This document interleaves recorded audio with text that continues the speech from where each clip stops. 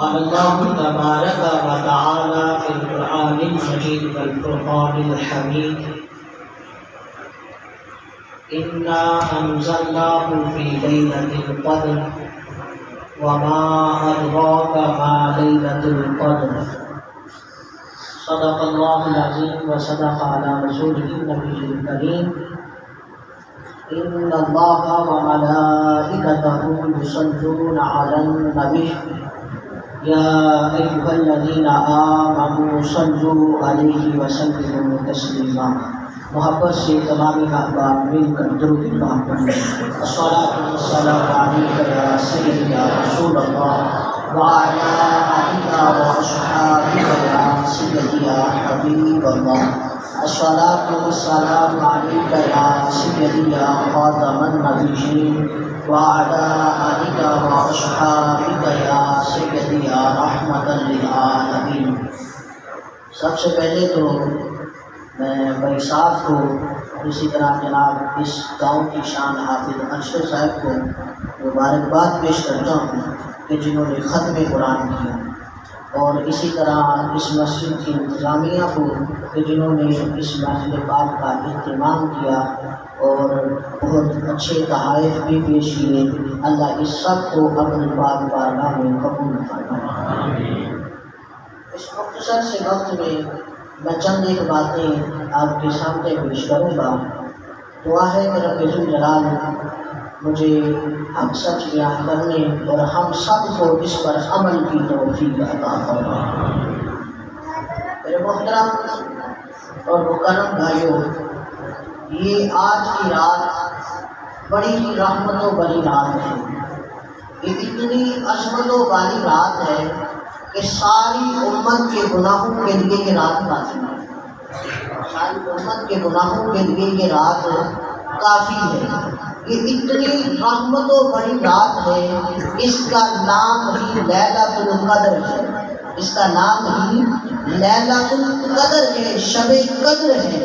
قدر کا مطلب ہوتا ہے عزت والا، عزت والا. اس رات رب ذوالجلال نے عزت والی کتاب قرآن نازل فرمائی. عزت والی کتاب قرآن کو نازل فرمایا، اور جس محبوب پر نازل فرمایا وہ محبوب بھی سارے نبیوں کا امام ہے. عزت والی کتاب نازل فرمائی کس پر؟ اس محبوب پر جو سارے نبیوں کا امام ہے، جو عزت والا نبی ہے، جو شانوں والا نبی ہے. سب سے اولا و اعلیٰ ہمارا نبی، سب سے بالا و والا ہمارا نبی. خلق سے اولیاء، اولیاء سے رسل، اور رسولوں سے اعلیٰ ہمارا نبی. اللہ نے کتاب نازل فرمائی. کتاب بھی کون سی؟ قرآن مجید، جو سب سے افضل کتاب ہے. اور کس پر نازل فرمائی؟ اس محبوب پر جو کائنات کے اندر سب سے زیادہ عظمتوں والے ہیں. تو اس رات کے اندر عزت والی کتاب کو عزت والے محبوب پر نازل فرمایا، اور بھیجی کن کے لیے؟ اس عزت والی امت کے لیے. اس عزت والی امت کے لیے اللہ فرماتا ہے قرآن میں، کنتم خیر امت اخرجت للناس، کہ تم بہترین امت ہو. جو لوگوں کے اندر جتنی بھی امتیں آئی ہیں ان سب کے اندر تم سب سے بہترین امت ہو. اللہ نے اس امت کو سب سے بہترین امت بنایا. اب قرآن کو نازل کیا جو عظمتوں والی کتاب ہے، محبوب بھی عظمتوں والا ہے، اور جس امت کے لیے بھیجا وہ بھی عظمتوں والی ہے.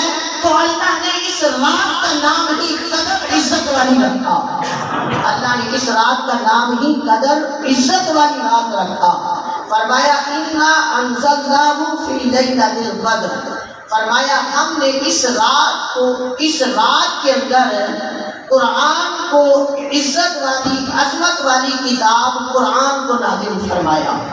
اور پھر جملے دیکھیے گا، دو چار دوست اکٹھے ہو نا، آپس میں بات چیت ہو تو وہ بات چیت کے دوران کہتے ہیں یار چھوڑو، اسے نہیں پتا اس کے مقام کا، اسے اس کی شان کا نہیں پتا، اسے اس بات کی اہمیت کا نہیں پتا.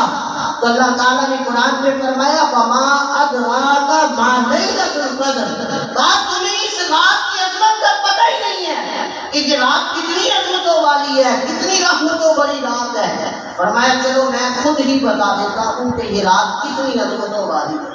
فرمایا میں خود ہی بتا دیتا ہوں یہ رات کتنی رحمتوں والی رات ہے. فرمایا لیلۃ القدر خیر من الف شہر، فرمایا یہ رات 1000 مہینوں سے بہتر رات ہے. یہ رات 1000 مہینوں سے بہتر رات ہے.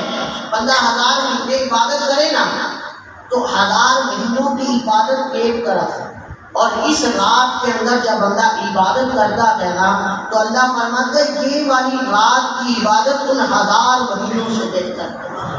اس رات کی عبادت ان 1000 مہینوں سے بہتر ہے. اب اس رات کی عظمت اور شان دیکھیے گا. مسند فردوس کی حدیث ہے، میرے اور آپ کے نبی سید عالم صلی اللہ علیہ وسلم نے فرمایا اپنی قسمت پہ ناز کریں. فرمایا اے میرے صحابہ، رب ذوالجلال نے یہ رات اسی امت کو تحفے میں عطا فرمائی ہے. آج سے پہلے کسی امت کو رب ذوالجلال نے یہ رات نہیں عطا فرمائی. رب ذوالجلال نے کسی اور امت کو یہ رات عطا نہیں فرمائی. فرمایا یہ عظمتوں والی رات، رحمتوں والی رات اللہ نے اسی امت کو عطا کی ہے. اس سے پہلے کسی اور امت کو اللہ نے یہ رات عطا نہیں فرمائی. یہ کتنی رحمتوں والی رات ہے. نبی پاک صلی اللہ علیہ وسلم تشریف فرما تھے.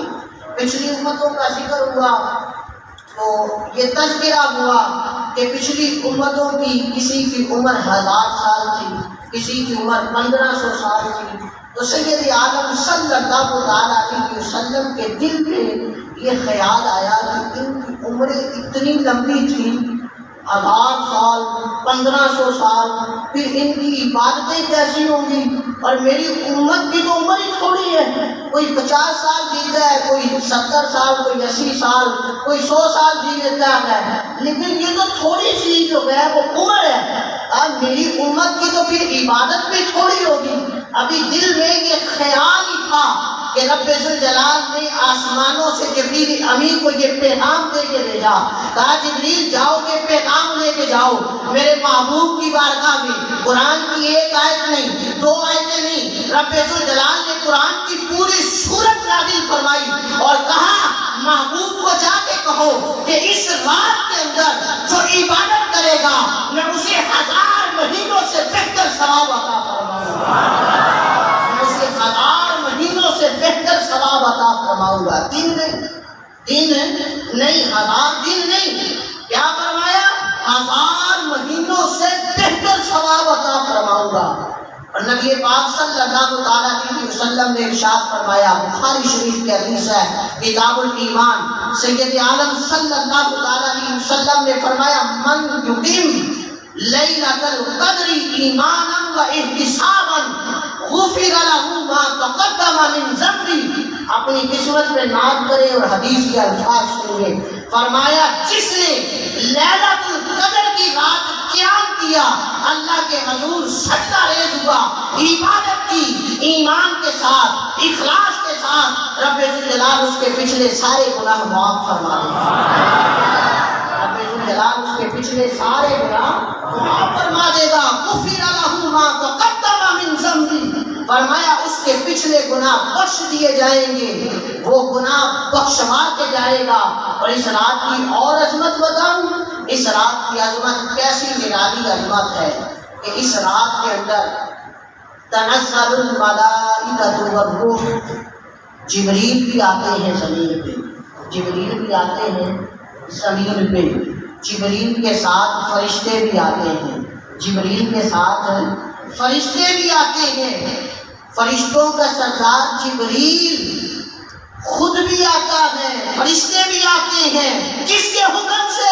رب ذوالجلال کے حکم سے. کس کے حکم سے؟ رب ذوالجلال کے حکم سے آتے ہیں. کس لیے آتے ہیں؟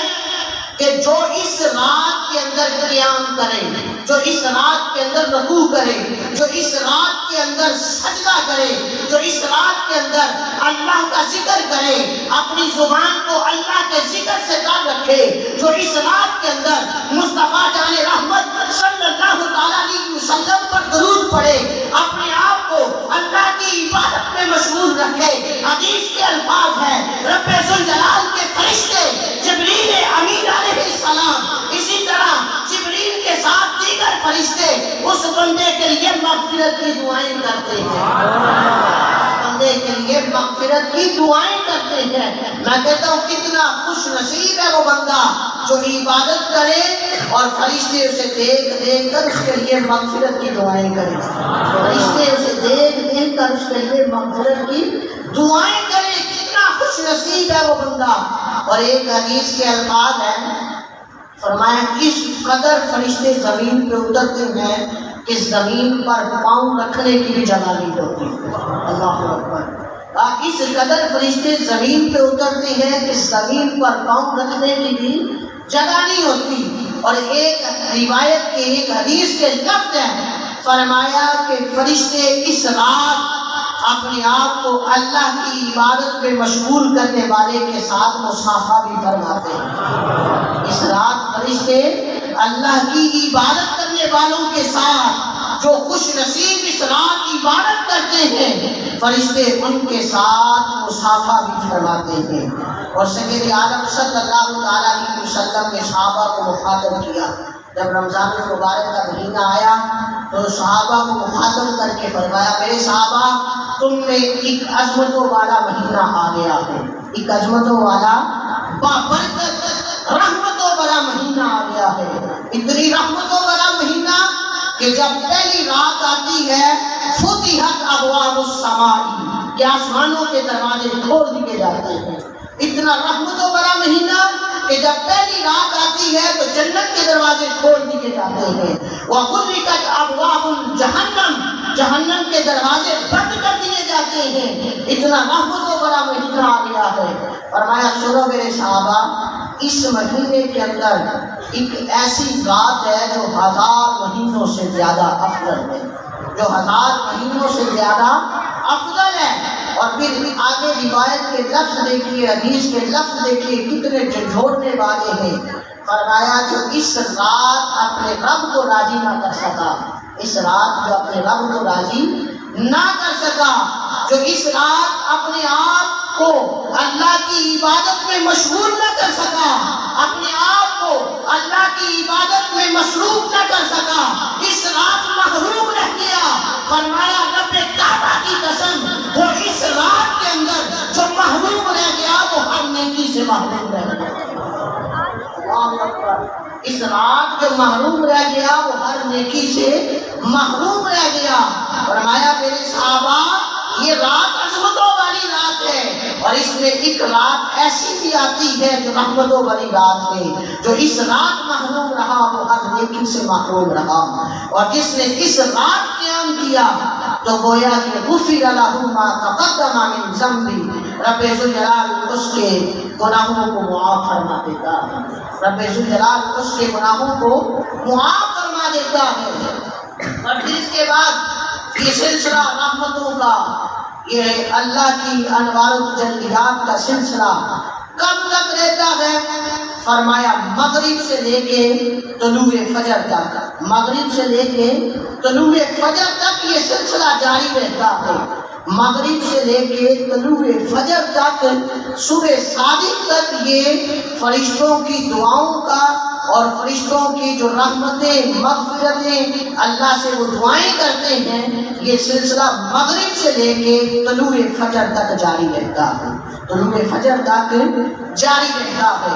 یہ اتنی رحمتوں بڑی بات ہے کہ اللہ نے اس کا ذکر قرآن میں فرمایا، اللہ نے اس کا ذکر قرآن میں فرمایا، جو صبح قیامت تک کے لیے باقی رہنے والی کتاب ہے۔ اس سے بڑھ کے اور سعادت کیا ہوگی کہ جس کا ذکر رب ذوالجلال اپنے قرآن میں فرما دے، جس کا ذکر رب ذوالجلال اپنے قرآن میں فرما دے، اس کی رحمتوں کا، اس کی وسعتوں کا، اس کی برکتوں کا عالم کیا ہوگا کہ جس کا ذکر رب ذوالجلال نے قرآن کے اندر فرمایا، جس کا ذکر رب ذوالجلال نے قرآن کے اندر فرمایا، یہ رحمت و بری رات ہے۔ اس رات اپنے رب کے حضور سجدہ ریز ہو کر مغفرت کی دعائیں مانگیں۔ اس رات اپنے رب کو منانے کی کوشش کریں۔ میں اکثر ایک جملہ کہا کرتا ہوں کہ ایک اگر لباس کو دھونا ہونا، ایک لباس کو دھونا ہو تو اس کے لیے ایک بالٹی پانی چاہیے، ایک بالٹی پانی چاہیے۔ لیکن اگر بندے نے اپنے گناہوں کو دھونا ہونا تو وہ صدق کے دل سے توبہ کرے اور ایک ندامت کا آنسو بھی بہا دے تو رب ذوالجلال اس کے گناہ معاف فرما دیتا ہے۔ رب ذوالجلال اس کے گناہ معاف فرما دیتا ہے۔